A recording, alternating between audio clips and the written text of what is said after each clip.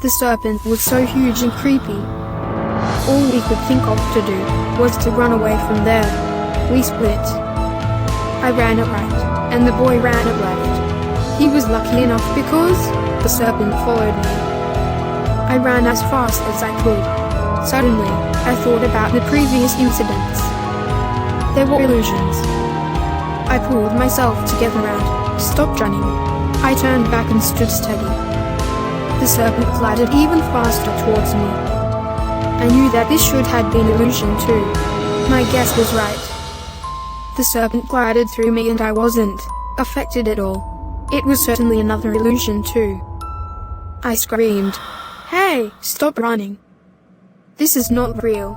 The young boy gave me a deadly stare as he was still running. The serpent started following him.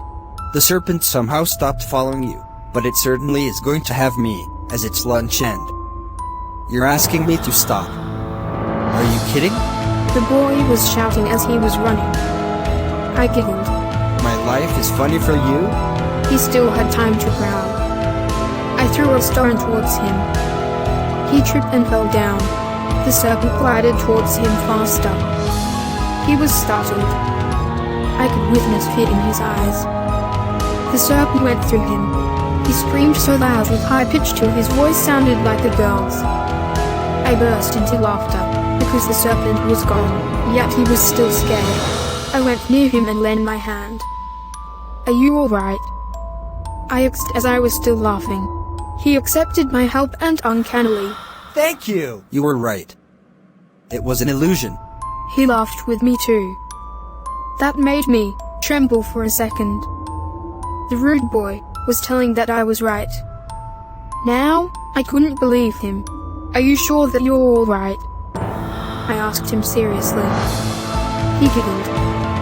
We kept silence. I saw the magic dust trail in front of us. Without hesitating, we followed it. The trail was getting harder than we thought. We had to cross mountains and rivers. I never knew finding that river was a terrible mission. On the second thought, I was wondering about the figure who looked exactly like me, the one who caused all this mess. I hoped she wouldn't hurt my parents.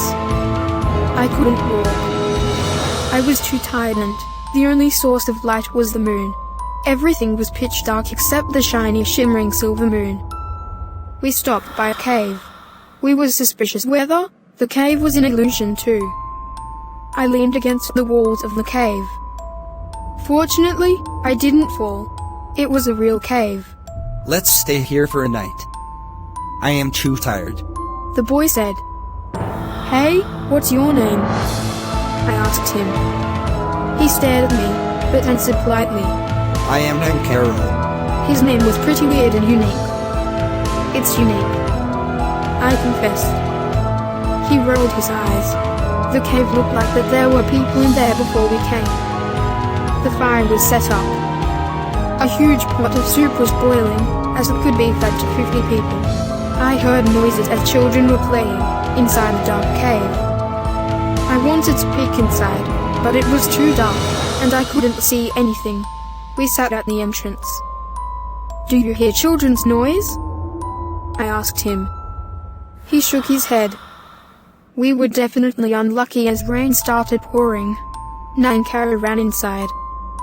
I wanted to stop him, but we didn't have any choice. If we stayed at the entrance, we could be soaking wet. We sat near the fire.